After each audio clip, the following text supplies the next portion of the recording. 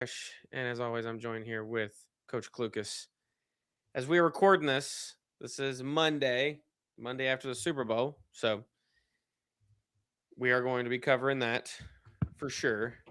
Clucas is going to go over some early favorites for next year and his final QB rankings. Uh, College basketball stuff. Now that NFL is over, college basketball, NBA, full swing. The NBA trades have been absolutely nuts so far. So Hey, we're going to be ask covering and you that. shall receive. Yeah, you did mention that last episode. So before we get started, how are you doing today? I'm doing very good. Um, very good on the heels of a what everybody calls a boring Super Bowl. Those are my type of games. Yeah, Um, listen. I'm not one to shy away from a defensive game. Okay. I know. Sorry. In the second half, there, it kind of finally we got a little bit of offense, but listen, I'm not the one to shy away from a defensive game. I really like an old school, just both teams playing really good defense, and it's just hard to move the ball. I'm for it. Um, but for people to call last night a boring Super Bowl, I can understand it from a standpoint of Seattle did end up essentially blowing them out. Um, but I mean, for the most part, I mean, you never knew what was going to happen because I mean, until Seattle finally scored an offensive touchdown in the fourth quarter, you didn't really know what direction that game was going to go. It could have swung anyway and at any time. So, uh, but yeah, I mean that's again, I'm all for that type of Super Bowl. Unlike most people, I know most people want a 55-58 shootout and you know but I didn't hear people last year, and probably because it was it's the Kansas City Chiefs it happened to. Nobody said anything last year when it was a blowout and how boring that game was. But this year's blowout, because it didn't include the Kansas City Chiefs or anybody else or any none of the top like teams, it's a problem. So we'll see. Anyways, from the game, this makes me really happy that Seattle ended up winning because I'm couldn't be happier um for Sam Darnold. For a guy that first of all that came out of the same draft class, who was the highest ranked quarterback, well besides Baker, was the second highest ranked quarterback in that 2018 class with Baker Mayfield, Lamar Jackson, and Josh Allen. And he's the first out of that quarterback class to win a Super Bowl, to even appear in a Super Bowl. Um, from everything that he's been through, from seeing ghosts in New York to him and Baker literally in a quarterback battle in Carolina together, um, to sitting the bench in San Francisco, to last year's 14-3 season in Minnesota, where he came up short, against the Rams in the playoffs last year, to exercise all those demons and to now be able to say that he is a Super Bowl champion quarterback. Couldn't be happier for Sam Darnold. Couldn't be happier. Listen, I mean, if you look at Seattle, Seattle is literally a team full of people that nobody else wanted almost. Like, how did the Ravens let Mike McDonald go? Like, he was their defensive coordinator. Sam Darnold is literally the quarterback that nobody's wanted, even when he played well last year. Why would Minnesota not re-sign him after last year? yeah, that's mind-boggling to me. That one So for there's sure. that. I mean, Kenneth Walker's really kind of like he was drafted by Seattle in the first round. They wanted him, but JSN, I mean, was the top receiver picked in his draft, fell all the way to like 17th to Seattle. You know, Demarcus Lawrence moved off the Cowboys, which, by the way, shout out to him because he said he left Dallas because he was never going to win a Super Bowl in Dallas, and everybody clowned him for that, and now he's a Super Bowl champion. Um, I mean, this is literally, I mean, Leonard Williams was traded there. Devon Witherspoon fell into their lap. These is literally Ernest Jones and Cooper Kupp were let go by LA to head to Seattle. Like, this is a team full of guys that just teams didn't want to pay before, or they just didn't want. And now look at them. I bet you want them now. I bet you Minnesota's kicking themselves that the fact that they didn't re-sign Sam Darnold. Oh, yeah. You look back at Baltimore's defenses last year and how atrocious it was. I bet you it's kicking itself that it wasn't able to keep a Mike McDonald in house. Now, granted, I know some of those guys you aren't able to keep as long because eventually they do want to be head coaches. But, again, just shout out to Seattle. I wasn't the one. Let's go to the Patriots side of things. I wasn't the one that was saying, "Oh, we can't have the Patriots win because we can't have another Patriots dynasty." First of all, this isn't the same Patriots. This isn't Bill Belichick still. If Bill Belichick was still there, I'd understand everybody's, thing with that if he was still the head coach. But there's no more Belichick. There's literally, outside of Josh McDaniels. I mean, Vrabel has connections to Belichick as a player, but like outside of like coaching and everything else, like there's no connections to Belichick. There's no connections to Brady. This is a whole new regime. Vrabel, Drake May, a whole new regime. This is a new look Patriots team. And I get it because they won so much in our lifetime growing up, we can't have this again. So I do kind of understand it, but it's a whole new team. Now, let Drake May go on a Tom Brady like run here. Maybe I understand here in 10 years or so us saying that like we can't have this guy winning again. Right. But that also comes with greatness. If you're doing that, that means you're doing something right. If you got people doing that to you, you're doing something right. Look at Patrick Mahomes. Literally, this whole playoffs, people couldn't stop talking about Patrick Mahomes this playoffs, and he wasn't even in it.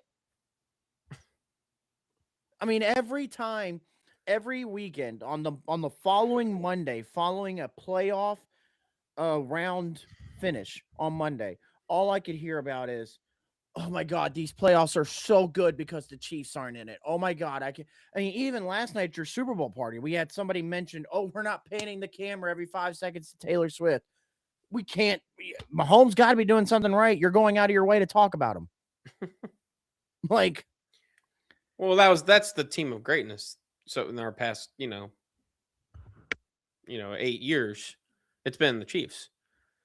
So that's the whole. I mean, that's why people do that. Correct. No, but that's what I'm saying. You're doing something right if you got people doing that. Yeah, Brady was the same way. And so, but for the Patriots, listen, Drake May is going to be fine. Obviously, he is a young elite quarterback in this league. Okay, Now he played probably his best game of the playoffs. Unfortunately, it just wasn't enough. Now he did have a terrible interception because on that one where he just threw it deep. Who in the hell are you throwing it to? There's 3 Seahawks and 1 Patriot jersey down there. And he wasn't even nowhere close to the Patriot jersey. All right. But obviously, probably at that point, you're kind of we just got to make a play. Like something's got to happen.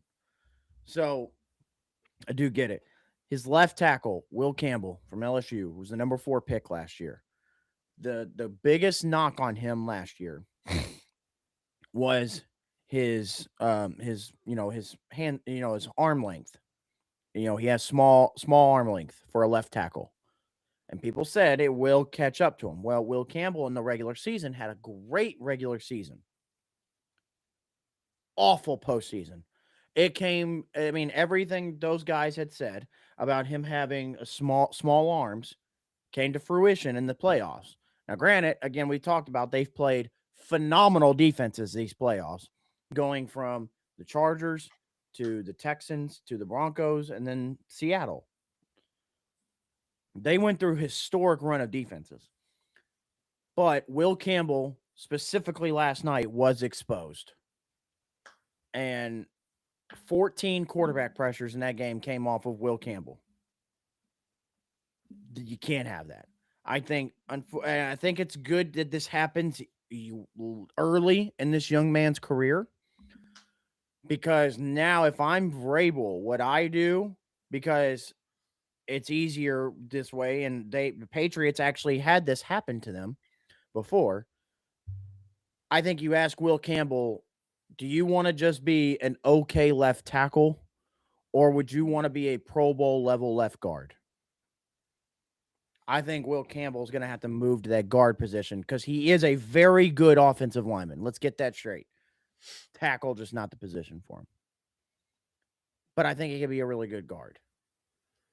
Now, so I think that's going to, and that's why I said I think it's good that you catch this early, because if he had just had the good regular season and you go, you keep going on about this, you don't find this out till later and, later down the road, it's harder to kind of figure out at that point. And it's harder to ask a third, fourth, year player to move positions versus a rookie. Listen, we think you could be very, very, very good if you just move this position. So I think that could be a simple thing, one little simple tweak they can make. Now they'll have to go get another left tackle, obviously, as well to replace that. But that's one simple tweak. Two, while the Patriots receiving core, I think, is very good, where you have Kayshon Boutte, Demario Douglas, Stephon Diggs, you have good pieces. They don't have that guy. And I know Stephon Diggs was brought in to be that guy, but at this point in Diggs' career, he's not that guy anymore. After all, how old he is, the injuries he's been through, he's just not that guy anymore. Yeah. So maybe this is where we insert an AJ Brown. I think that's a perfect fit. We bring in a top tier guy to help push Drake May even more. And maybe that helps him get over the hump. And then they got to work on this defense, because while the Patriots defense was good this playoffs, they did rank 21st in the NFL in the regular season. So obviously there is room for improvement. Yep.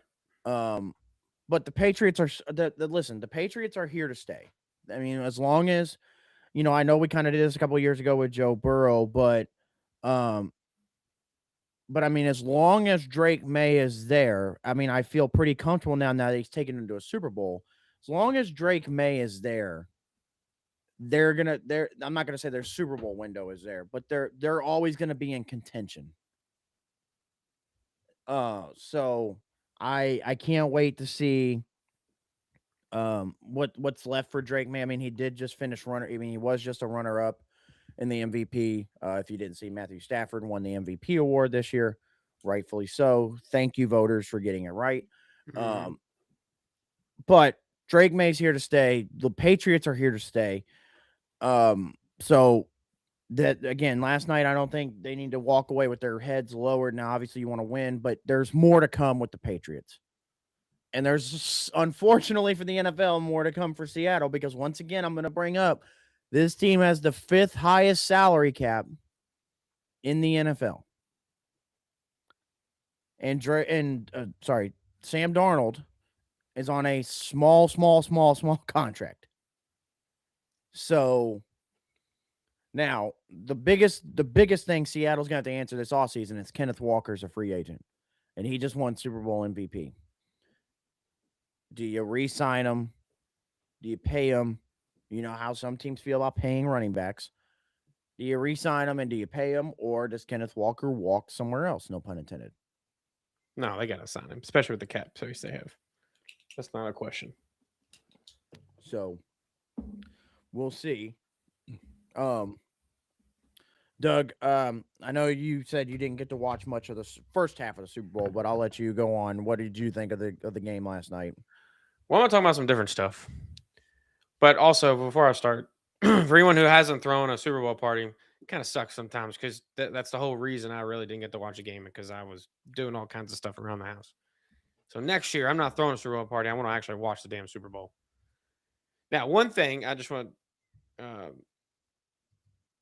honestly, I think you covered most of the football stuff. I'm going to talk about some non-football stuff, because I think that's part of the Super Bowl too.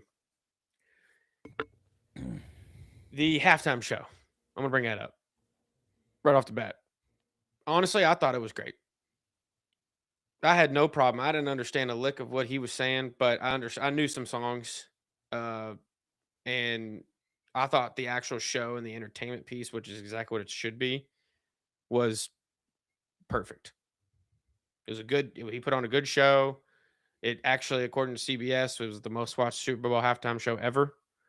136 million, 126 million, something like that. And That that's watched it. just a rough estimate still of just Yeah. from what information they have. So people need to quit being so fucking sensitive about all this stuff. I'm It's being not that completely serious. honest. And listen, It's and not that if serious. you're one of the ones that went and watched the Turning Point halftime show, I'm not knocking you either. Yeah, Whatever you decided to whatever's do fine. But is your option, your choice. But but there there's a was nothing reason, wrong with it. and I want to preface this. Bad Bunny is one of the biggest stars in the world. You got Taylor Swift and you got Bad Bunny. The NFL is not dumb. They're not dummies. Okay? They want views. They want people watching the Super Bowl. They want people watching the halftime show. And they prove that this is the results prove themselves with the most watched Super Bowl in history, Super Bowl halftime show in history. They got what they wanted.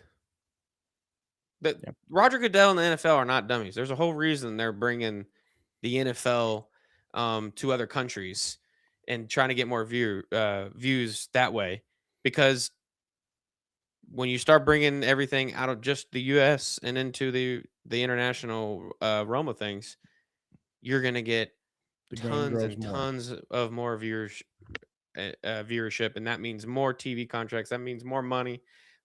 It's people. It's a domino effect. That's all it is. So that's Bad Bunny is a superstar in his own right, but it was benefited both sides. He got to show what he was all about to people who probably never seen him before, and which probably he doesn't care about. But also, the NFL is going to make a ton of money from this domino effect of him performing at this halftime show. People need to realize that the NFL is a business just like everything else. Uh, Also, for people who didn't know, if you watched Happy Gilmore 2, Bad Bunny is in there. He's the caddy for Happy Gilmore. Okay, if you didn't know that, I don't know if people forgot about that or what, but uh, Happy Gilmore 2 was probably a pretty watched show. He was in there, so I Also, I didn't for understand the hate around all of any of it. Not everything has to be political. Just and relax. also for a lot, which also fits a lot of the NFL audience too, I'm sure. Sure, sports fans. Bad Bunny has wrestled in the WWE. Okay, I didn't know that. There you go. I mean, he has arguably. Now they did the show in Puerto Rico when he had one of his matches, so it Yeah, helped makes obviously. sense. But if you go and look, if you go back and watch, and I'll send you a clip of it later, Doug. One of the biggest pops in WWE history was when Bad Bunny came out to the ring and he had his music as his theme song. So he's wrestled at WrestleMania, he's wrestled at another event, and he's been a part of a Royal Rumble. Like a lot of NFL fan bases would they would also mix in well with the WWE fan base. So like he's been a part of that, and you cheered for him then. So, I mean, yeah, I don't understand the whole concept of everybody just being upset and Bad Bunny's gonna do the halftime show. I'm not watching. I don't care. And obviously the NFL doesn't either because they still got the views they wanted. So, I mean, yeah, Yeah. it's stupid.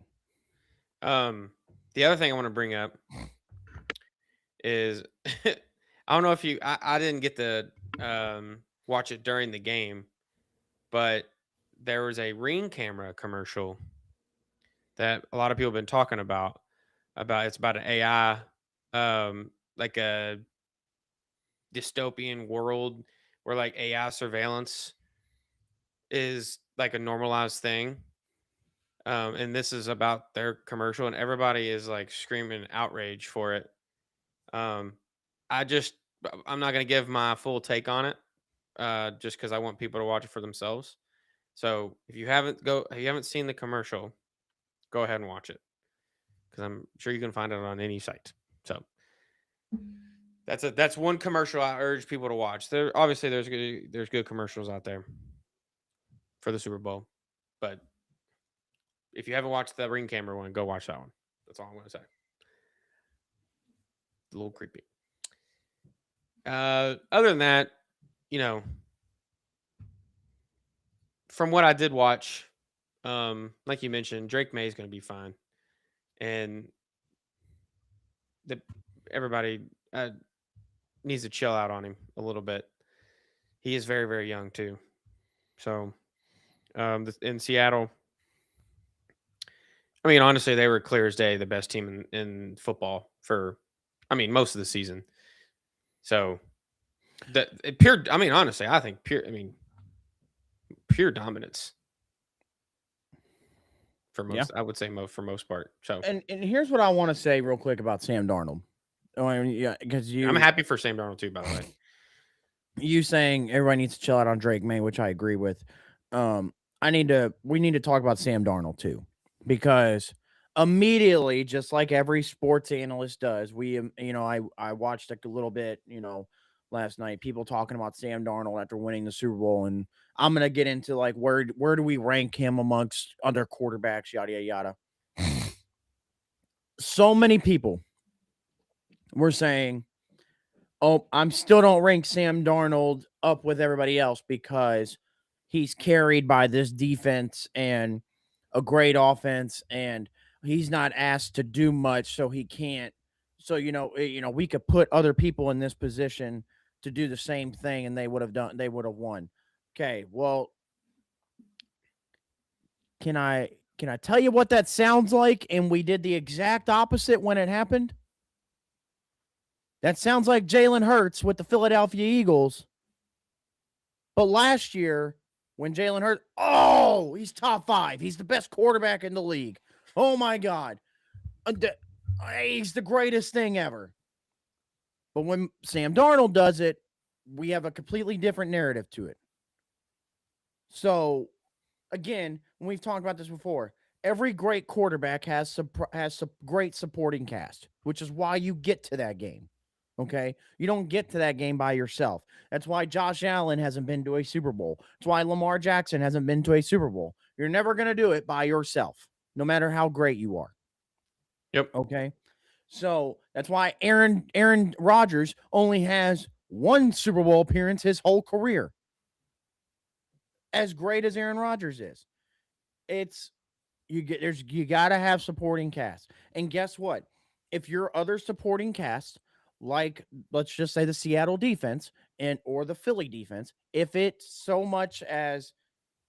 much better than your offensive side or vice versa that you can lean on them, why wouldn't you? Why wouldn't I? If I know my defense is so good, I'm going to lean a little bit more on my defense and not take necessary shot, the risky shots downfield and put my team in bad positions. And no, we're going to play the field game. So Sam Darnold last night took his shots when he needed to take his shots. All right. He didn't turn the ball over. He didn't really throw. I mean, there was a couple egregious passes that maybe should have been picked off that didn't get picked off. But it kind of made you still go, ugh, what was that? Like, what were you seeing? But still didn't turn the ball over. And at the end of the day, did what he needed to do to win. Yeah. So, but yeah, so let's get into this. Let's talk about, we did this kind of midway through the year where I showed you my quarterback rankings. I keep up with them weekly. So let's talk about them here. Let's go 32. I mean, do we need to talk more about the Raiders and Jets? I can almost erase those names and just say whoever is playing quarterback for those two teams have the worst quarterback in the NFL at this point. Is Mendoza going to be in that spot? Mendoza will eventually be a Raider. He's going to be the 32nd best quarterback. I mean, listen, I stand 10 toes down when I say rookies will stand at the bottom until they prove something in the NFL. I'm just playing. Go ahead. So then 30, I mean, JJ McCarthy might as well be in that conversation with the Jets and the Raiders quarterbacks right now. I mean, Cam Ward, while did show signs of very much improvement at the end of the year, still didn't play the greatest this year. You can argue this Cam Ward, Shedeur Sanders right here. But so yeah, so then Shedeur, Kirk Cousins with the Falcons, which who knows what the Falcons are going to do at quarterback now with Kevin Stefanski there. Are they going to, the rumor is they're going to cut Kirk Cousins, so do they go with Penix? They don't have a first-round pick this year. What do they end up doing? Tua and Kyler at 25-26. Two guys that probably won't even be on their team as of next year. So then we get into the offensive rookie of the year, Tyler Shuck at 24. And who would have ever thought that, first of all? Me, as a Louisville fan. So, I mean, you saw offensive rookie of the year? Dude, I knew that Tyler. I'm not joking. I knew he was going to be a good NFL quarterback. He had everything. No, I'm just kidding. Not offensive player of the year, but yeah, I mean, not offensive rookie player of the year. I mean, I agreed with you because I said if he gets into the right system, he can definitely be. Yeah. Just like I was the one defending it, like when everybody was like, "How the hell do the Saints draft Tyler Shuck over Shedeur Sanders?" Well, this is why. Yeah. No. Yeah. That was clear. He's only going to get better too. So Jackson Dart there at 23. Again, if you want to swap those, because Shuck won offensive rookie of the year, I'm fine with that. But I like Dart's upside more than Tyler Shuck right now. It's fair. Bryce Young at 22. Who knows if Aaron Rodgers is going to be a Steeler next year? Could be, could not be. Play anywhere. Yeah, I mean, the fall of Jaden Daniels just needs to be discussed at this point. He got hurt though. He did, but even when he did play, it wasn't necessarily the greatest. Yeah. And now he's not going to have Cliff Kingsbury next year. So what does this Commanders offense look like? 19, Daniel Jones. Honestly, we could probably swap Daniel Jones and CJ Stroud after his playoff performance, because just like Jaden Daniels, the fall of CJ Stroud needs to be studied as well. Yeah, that one's pretty bad too. 17, Jalen Hurts. 16, Bo Nix. 15, Brock Purdy. Again, I told you after this year, I feel like Brock Purdy showed us a lot, not having a lot of his pieces this year. Obviously no more Debo. He didn't have Ayuk. Kittle's hurt throughout the year. Trent Williams is hurt throughout the year. Yeah, he still has CMC, but still able to play and perform at a high level. Purdy showed me a lot this year. Baker at 14, Jordan Love 13, Caleb Williams at 12, creeping into that top 10 range. I'm almost, Douglas, I'm so close to cashing in a 2026 Caleb Williams MVP vote right now. Oh. Maybe could that be the year? Could it be the year? Now it's going to be a little hard because we'll get into it, into why here in a little bit, but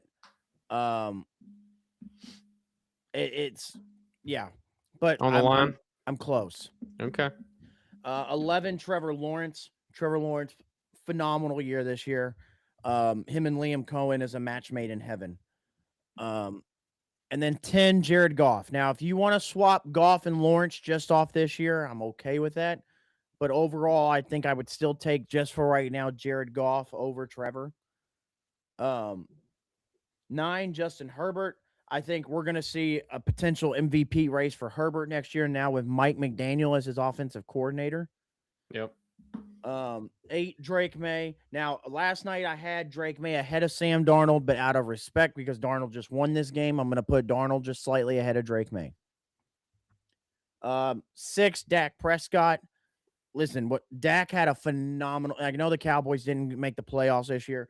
Nobody believed in Brian Schottenheimer and what he could do in Dallas, and Dak put on and honestly, if the Cowboys were in playoff contention, Dak would have been in MVP conversations. Yeah.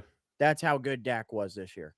5, Lamar Jackson. 4, Joe Burrow. 3, the MVP, Matthew Stafford. 2, Josh Allen. And I'm still, I'm still rocking Mahomes number 1. Let me ask you something. If Josh Allen made it to the Super Bowl this year, you put him ahead of Patrick Mahomes? Yes. Yeah.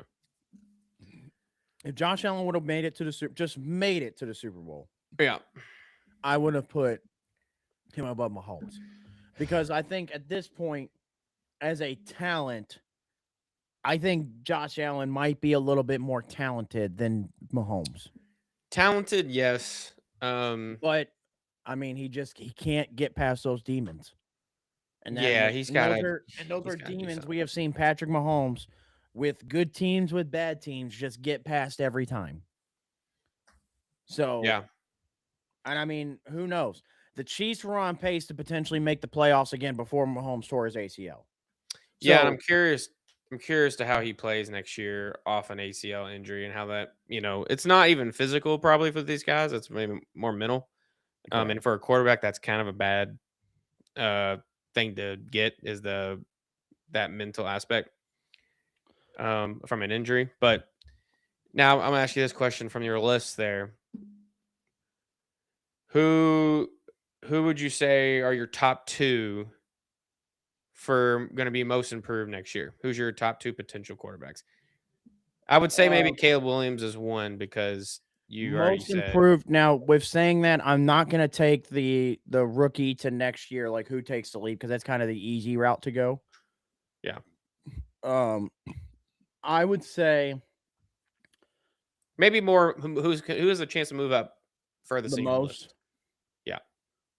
Yeah, Caleb Williams would be one. yeah, I think we could potentially see Caleb enter top 5 conversations next year. top five. Potentially, yes. Whew, I don't know about that, but I mean, if he wins an MVP, it's gonna be kind of hard not to. okay. Um, Honestly, I'm gonna put an asterisk next to this, and it won't be my actual answer. But depending on when Daniel Jones comes back,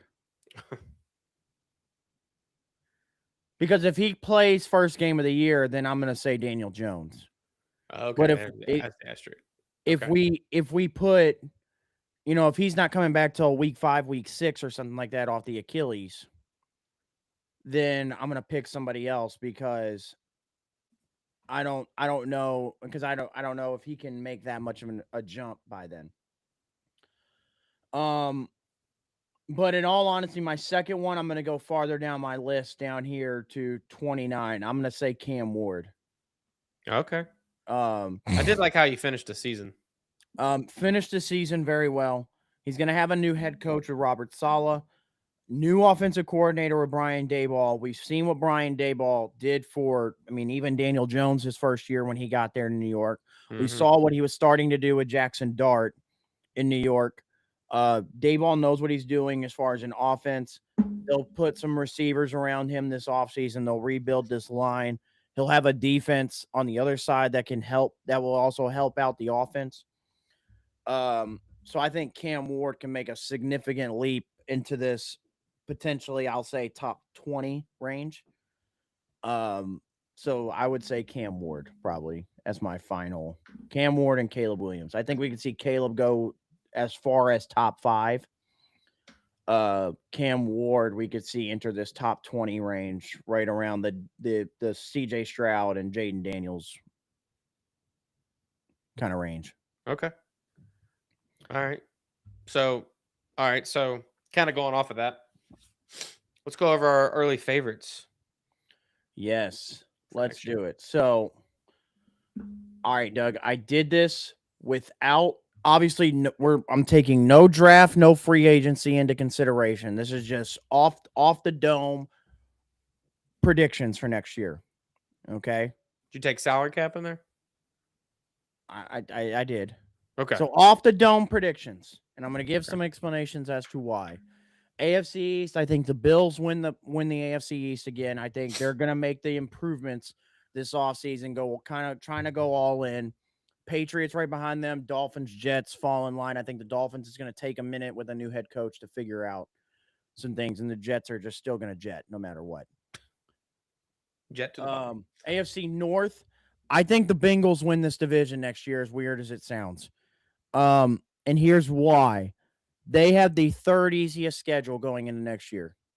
And I think with the third easiest schedule, as long as Burrow, Chase, and T. Higgins are healthy, and I'm giving them the third easiest schedule, I think that gives them a pathway to win this division. They got to do something with the freaking defense, though. Good God. They 100%. And listen, I think their first draft pick in that top 10 is going to be a defensive player, and maybe depending on who it is, it will help out tremendously. All right, right behind them, I have the Ravens.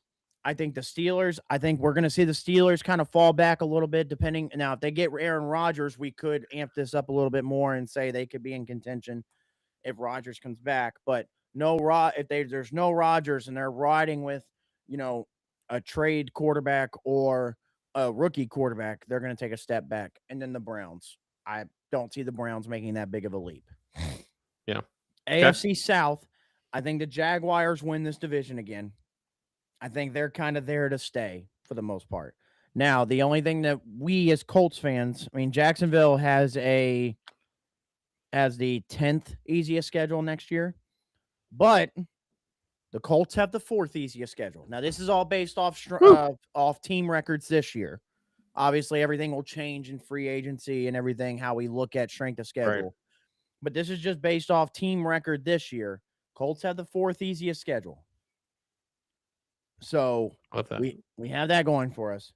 Texans 3rd, and I think the Titans, it will take them some time to gel and get kind of the roster still not probably where they want it to be as of right now, obviously. But so Titans. And then AFC West, listen, I'm going Herbert and the Chargers to win the division with Mike McDaniel as the offensive coordinator. I think that's going to be one of the more exciting offenses to watch next year. Yeah. As long as this offensive line can just be healthy for once in their life for Justin Herbert. Yeah, I think Mike McDaniel he changes a lot. Yeah. So I like that. Now, we'll see where this Chargers defense goes with no Jesse Minter, but I'm assuming that they'll still be fine. I think Harbaugh was there. Broncos right behind them. Sean Payton, Bo Nix, year 3. They'll obviously improve, but they'll be right behind them. This is just a tough division, except for the Raiders. And the Chiefs, I think right behind them. Again, it's not that I don't believe in the Chiefs for next year. Again, it's just a tough division. It's just unfortunate that you're playing in the same division that has now, Clint Kubiak is now the Raiders head coach, who's the Seattle offensive coordinator. And you also have Andy Reid, Jim Harbaugh, and Sean Payton in the same division. It's nuts. Mm-hmm. So Chiefs right there at 3, and then the Raiders at 4. NFC side, I think the Eagles still win the division. I think the Cowboys can push them, but I think the Eagles win the division. Giants, I told you the Giants are my team to double their win total from this past year. They won 4 games. I think they can win 8-9 just with John Harbaugh as their head coach to clean up a lot of the mishaps. Get everybody back healthy. Correct. Yeah. Healthy Dart, healthy Scattaboo, healthy Neighbors. Yep. And then the Commanders at 4. NFC North, the Detroit Lions, I have winning the division again. They have the 6 easiest schedule going into next year. Are returning Goff, Gibbs, Amon-Ra, J-Mo, Laporta will be healthy. They'll address the offensive line in the draft and in the offseason. I think the Lions will get back to where they were next year. Okay. Packers right behind them at 2. The Bears at 3.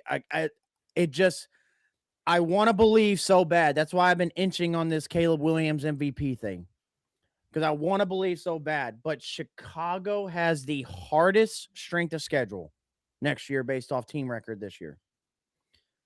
That's going to be a little hard to overcome. Yeah. I think. And if they are able to overcome it, hand the MVP trophy to Caleb Williams. All right. And the Vikings at 4 until we know what they're going to do with their quarterback situation outside of J.J. McCarthy. South, I have the New Orleans Saints winning this division next year.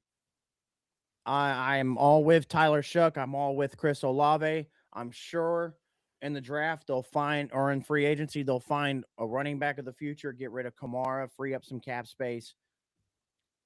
Saints, I'm all in on next year. Falcons right behind them with Stefanski. I think the Bucs take a step back. I didn't like what I saw towards the end of the year with the Tampa Bay Buccaneers. They started off so hot and then just fell off a cliff. Not sure if I like seeing that going forward with Tampa. And then Carolina, listen, I think it was a great feel-good story this year. There's just no way you can convince me that an 8-19 that made the playoffs is just, I can't see it getting much better going into next year. No. And they also, They also have the 10th hardest schedule going into next year. Yeah. I mean, they can't. The teams in their division are they're getting better, and they got new coaches. And it's just they ran out of time for 1 year.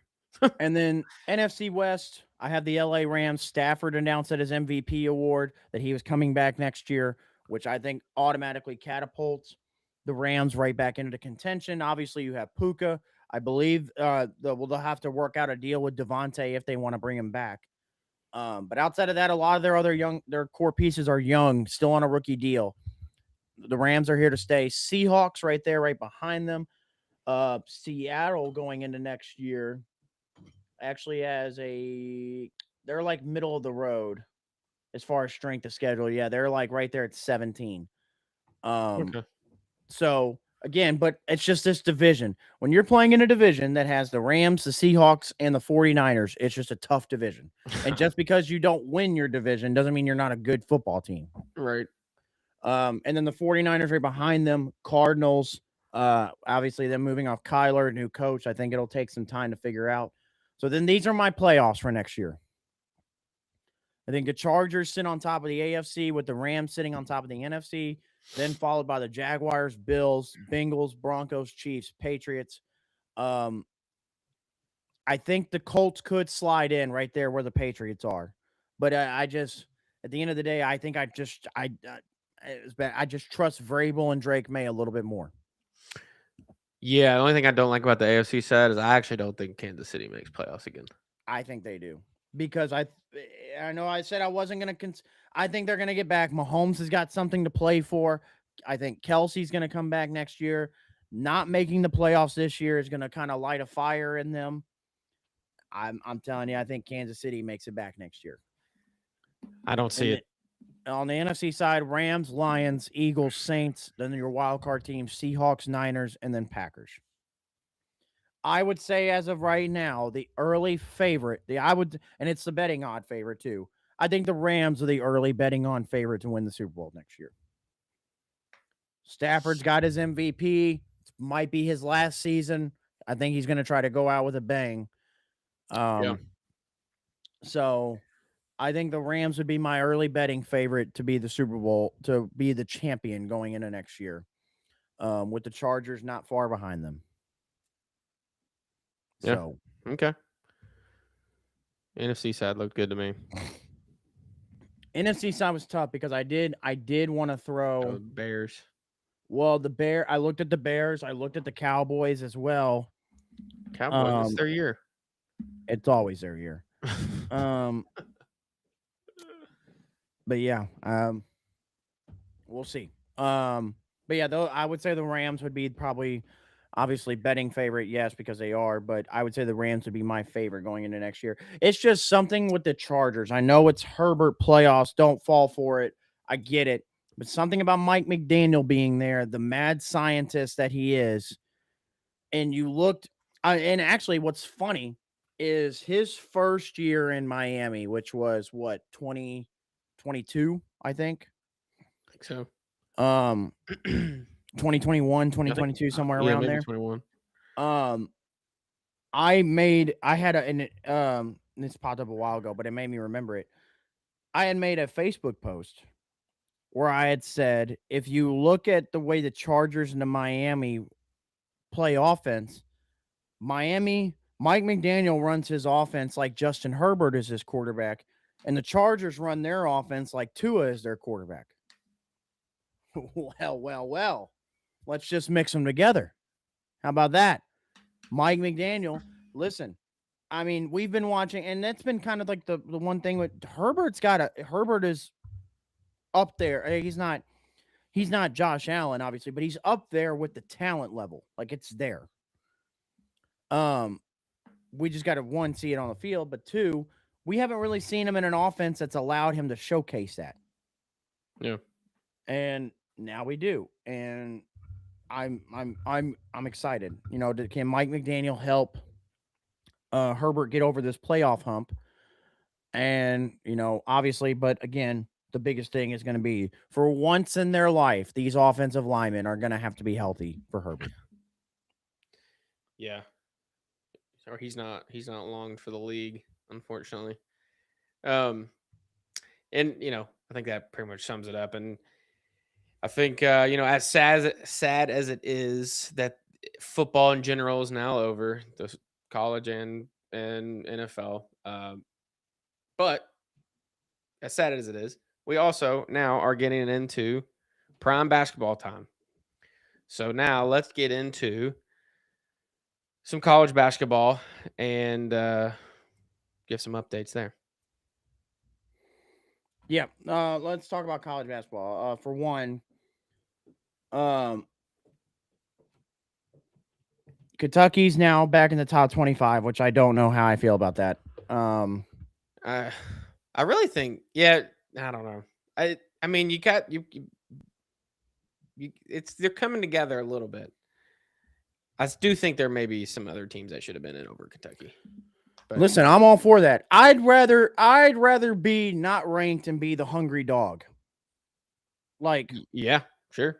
I don't want to be, because I feel like, especially with Kentucky, what they do is they get either a lower rank, like from what they were, and then they or not ranked and they play better. Yeah. Because they're chasing now. They're chasing and trying to prove. I feel like once you put that number next to their name, they're like, yeah, we've made it. Go us. No. No. That's what last week I begged the week that they beat Ole Miss or they beat LSU and then Ole Miss and they had that Tennessee win as well. They talked about us being ranked and they didn't. And I was like, thank God they didn't rank us. Which luckily they didn't, because then they got turned around. They got their ass stomped out by Vanderbilt that next game. But yeah. I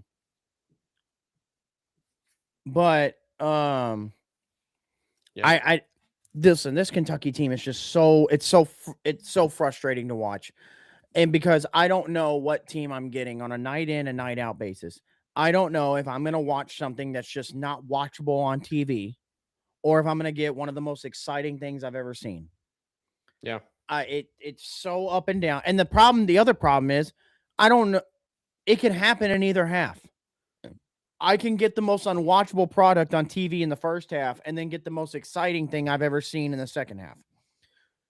It's so frustrating to watch. But it's been so exciting at the same time.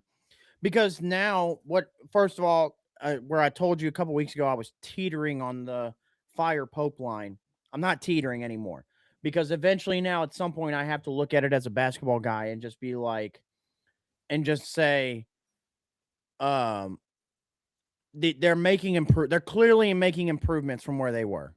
That's coaching. So, yeah.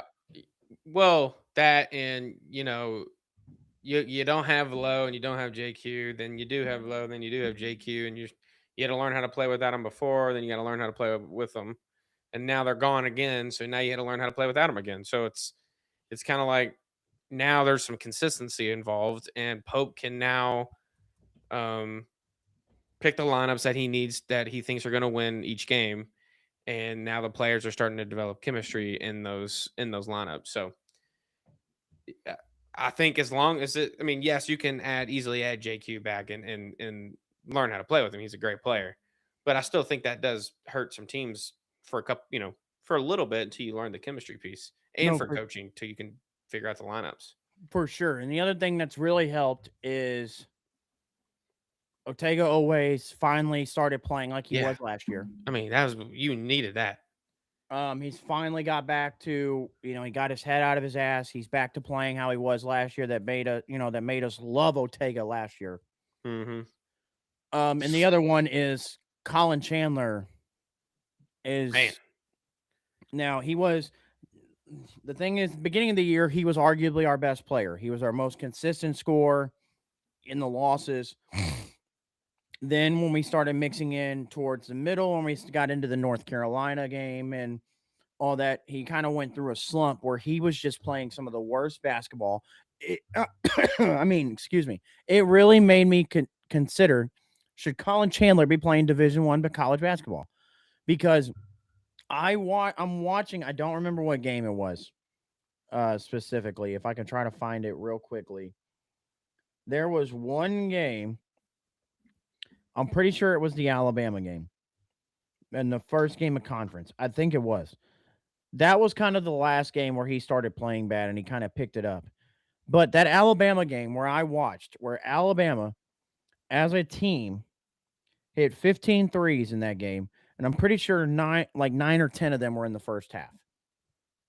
I'm pretty sure out of those 10 that they hit in the first half, 7 of them were while Colin Chandler was on them, because Colin Chandler could not stop going under screens. And this is where I'm kind of like, I question if you're a Division I basketball guy, because it's simple basketball where, hey, even if my scouting report said this guy can't shoot, okay, I maybe trust that scouting report for 2 threes, Doug. After you've hit 2, fuck what that scouting report says. I'm going over my screens from now on, because I'm not going to let you continue doing this. It's the same concept when people play, pickup basketball or anything else. Sure, if you don't think this person can shoot, maybe you don't guard them. But guess what? After 2, you better start stepping up now, because guess what? He's proving he can hit now. So Colin Chandler was, I couldn't, I was ready to kick him off the team, and I was ready to get him out of here, because how do you continuously go under screens? Then he flipped the script. He started playing a little bit better. The LSU game, he had the full court pass to Malachi Moreno, which ended up being the game winner. Colin Chandler has ended up hitting crucial buckets in both the Tennessee games.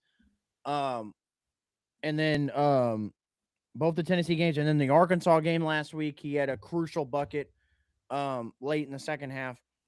He's quietly became one of our better players again, and I'm happy to see that. But I will tell you this, and this is where I'm going to end my Kentucky basketball talk for the remainder of this podcast. Brandon Garrison has to go. He cannot play division. He cannot play basketball at Kentucky. I don't think he can play Division I basketball. I know I just said that about Colin Chandler about earlier this year, but I don't know what Brandon Garrison does good on a basketball court. You can't name me one.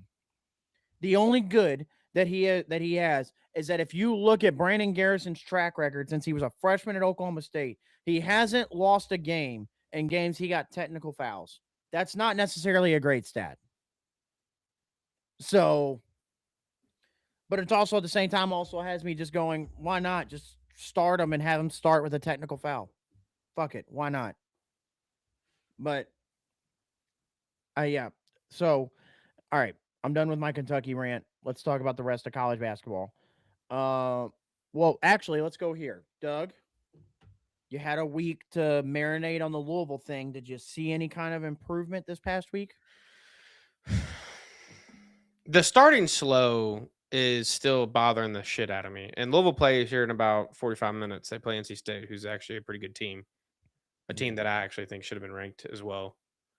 Can't start slow against these good teams and expect to keep battling your way back. Now, I think now since Mikal Brown has been back in the starting lineup a few games, people, again, I think team chemistry is bigger than anything. The players are now starting to learn how to play with him in the lineup, and Pat Kelsey and coaching staff is now figuring out which lineups to throw out there. Now, I think that's the second best piece that came out of that's been happening so far for Louisville. The first best piece is the rise of Kenai Ruths. I said this before the season started. He's our difference maker. If he can make a big jump into his sophomore year, which he has this year, he's put on weight. The only thing he can't do right now is shoot the basketball at a consistent level. If he finds out how to shoot basketball at a consistent level, Kenai Ruths is an NBA player. Easily. And he's given us, I think he's had now 2 double-doubles since he's in the last few games. Exactly what we needed. Kason Pryor is now playing at a decent level. Louisville is now a deep team, and we're clicking right at the right time. So today's game against NC State is going to be your tell to see if all this can come to fruition a little bit. Duke, the game against Duke, I'm counting that as a fluke. Duke's really good as is, and again, Kenai Ruth, I don't think he played in that game very much. But Pat Kelsey, I still think needs to quit being so analytical and go off field of basketball based on how he's coaching a little bit more than what he has been. But again, as long as these players are staying healthy and they're continuing to keep improving, like Ruth's and Pryor, we're going to be just fine, and we're going to be a dangerous team come March. I promise you that. Well, yeah. Also, real quick, one last thing. Shooting slumps. Conwell and Brown have both really been in shooting slumps the past few games, and we're still winning games. That's huge. Yeah. Because other players are stepping up and we're winning different ways. So slumps only last for so long. Once we get these shooting slumps off our backs a little bit, that's another thing that's going to make us dangerous. So, anyways, all right, let's go. Also tonight we get a great game after the Louisville game, 9:00 in Kansas, Arizona, Kansas, in Lawrenceburg. Can't wait. Darren Peterson. It's gonna be great for Kansas, but if Darren Peterson keeps having cramps and he's only playing a half, makes it less exciting. He played the full game this past week against Utah. In that game, he had wrong one. He did have 14 points, played 33 minutes. Which Kansas had a well-rounded effort in that one. Flory Badunga at 17 and 10. Trey White, former Louisville guy, 16 and 6.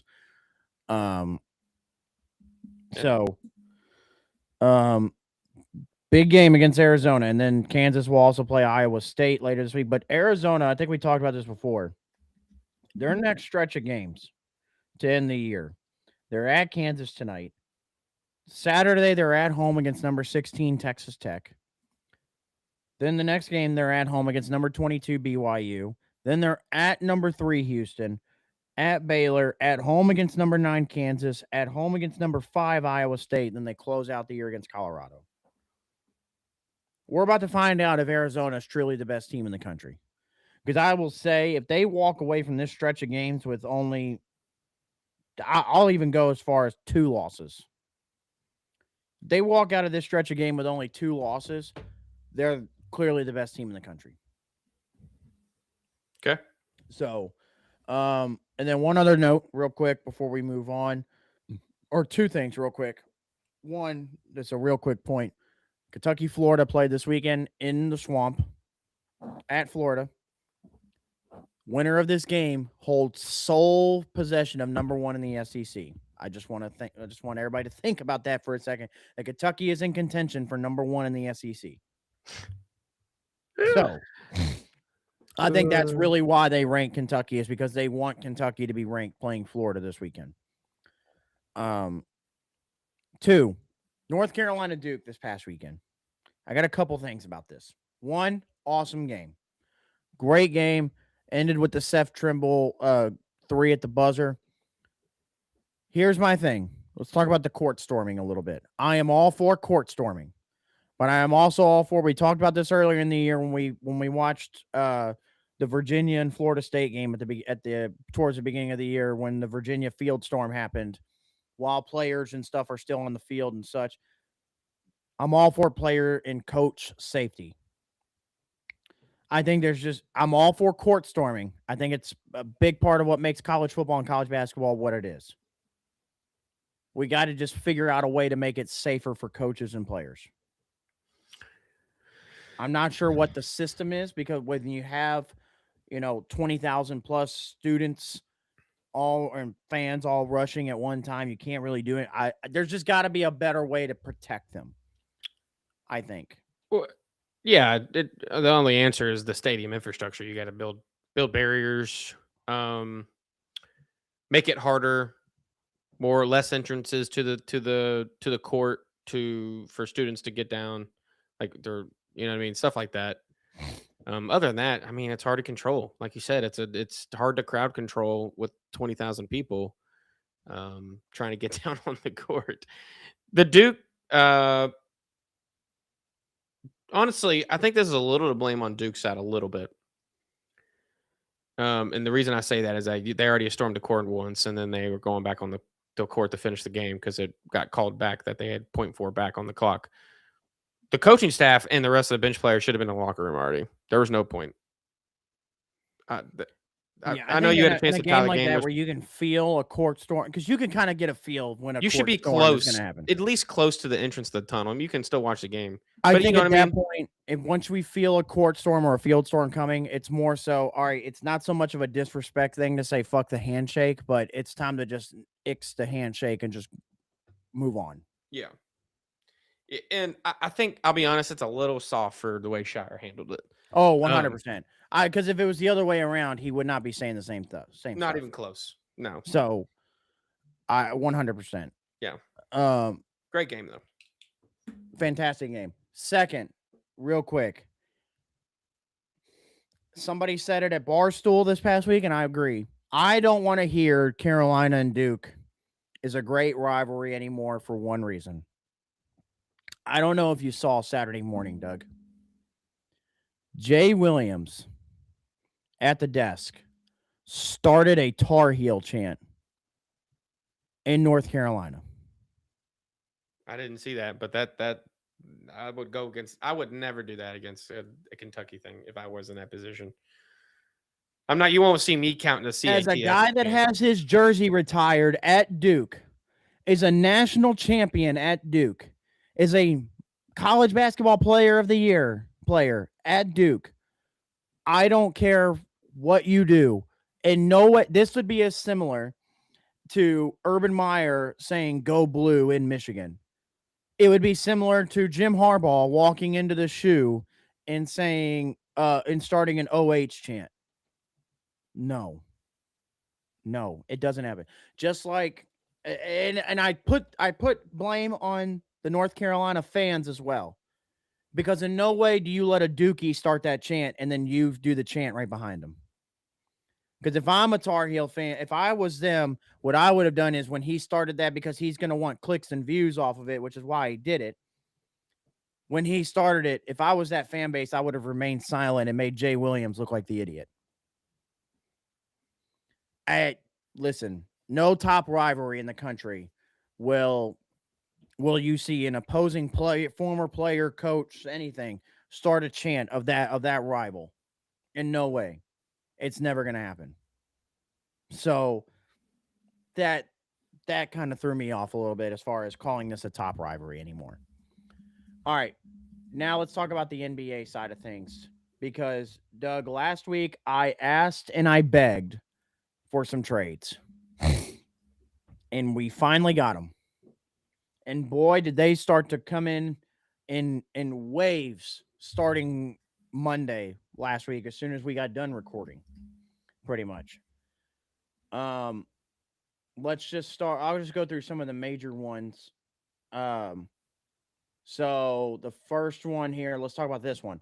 The Grizzlies trade Jaren Jackson to the Jazz. Jaren Jackson, Jock Landale, John Conchar, Vince Williams to Utah in return for Walter Clayton, Kyle Anderson, Taylor Hendricks, Georges Niang, and 3 future first-round picks. Jaren Jackson is now a member of the Utah Jazz. That was kind of a shocker. Didn't expect Jaren Jackson to end up in Utah. How about the 76ers just giving up Jared McCain to the Oklahoma City Thunder for absolutely nothing? I mean, we're talking Jared McCain was the hands-down rookie of the year last year until he got hurt. And they just hand him off to OKC. That doesn't make sense.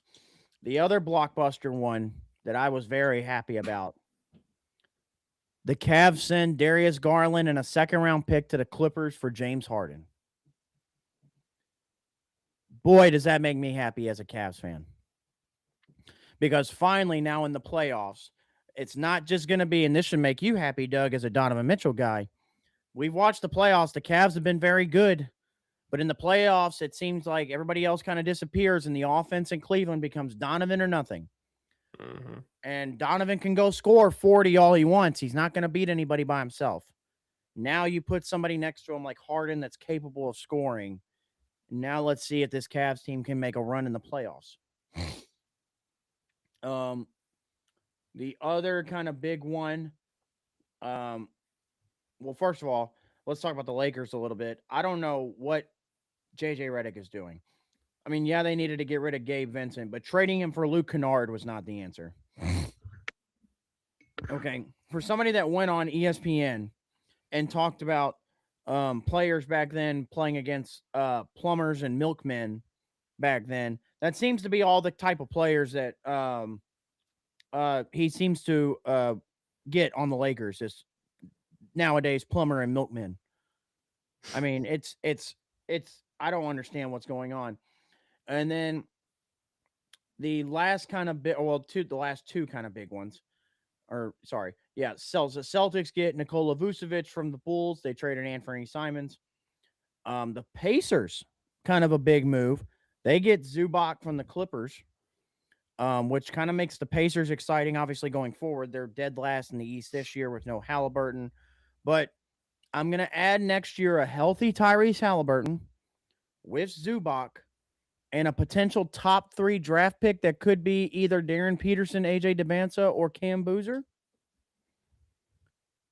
Pacers could be very, very good for years to come. And then the last kind of big one the last two big ones, sorry.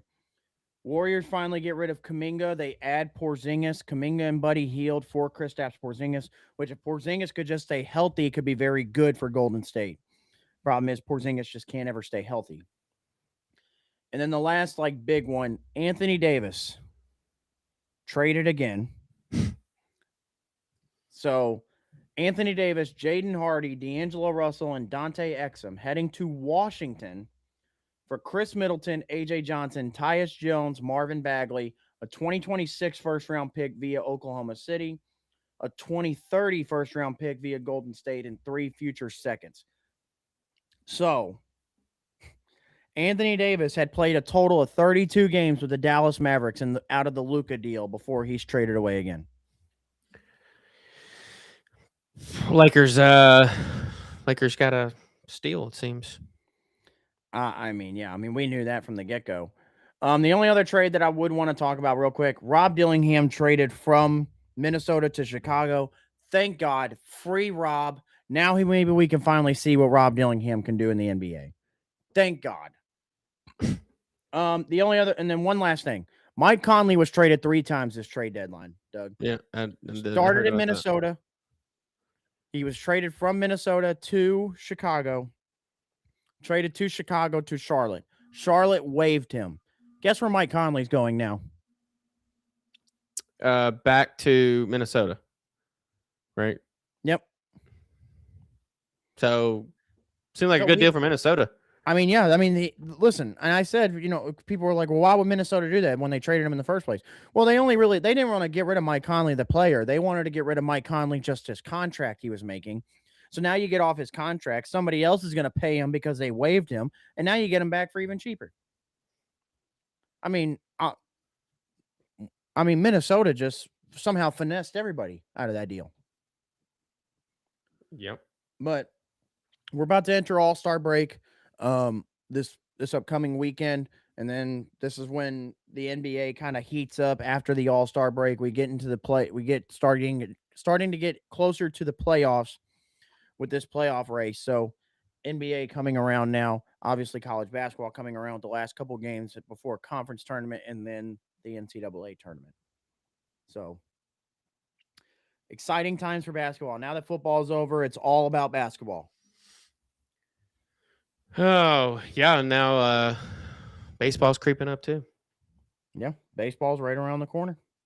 Just never-ending cycle. Pitchers and catchers, I believe, report either today or tomorrow. There you go. See? Never-ending sports cycle, people. That's why we do this. All right, well, I think that does it for this episode. Like, comment, subscribe if you liked. If you didn't like us, Shout out to Seattle we one don't more care. time. The Seattle Yep. Seahawks, your 2026-2025 season Super Bowl champions. So and congrats to Sam Darnold on shutting the haters up. And the next QB Bob Does Sports match is going to be electric. I can't wait for that. Again, out of that group, for Sam Darnold to be the one to win the Super Bowl is kind of wild. Yep. All right, guys. Well, we'll see you in the next one.